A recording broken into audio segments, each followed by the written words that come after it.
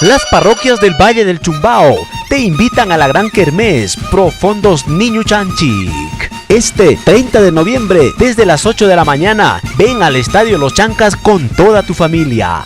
Saborea los diversos platos típicos, como el cuy chactado, tallarines de casa con rocoto relleno, picante de arvejas, chicharrones y muchos más. Pásala bien, ayudando a hacer realidad las tradiciones navideñas de antes, porque todo lo recaudado servirá para los vestuarios de nuestros artistas. También habrá Mañana Deportiva. El Cuartel Los Chancas presentarán la espectacular gincana sobre el gramado del estadio. Disfruta del gran concurso de danzas navideñas, como los negrillos, las guailías, corcovas y muchos más. Los ganadores viajarán a la ciudad de Lima al gran lanzamiento desde Palacio de Gobierno.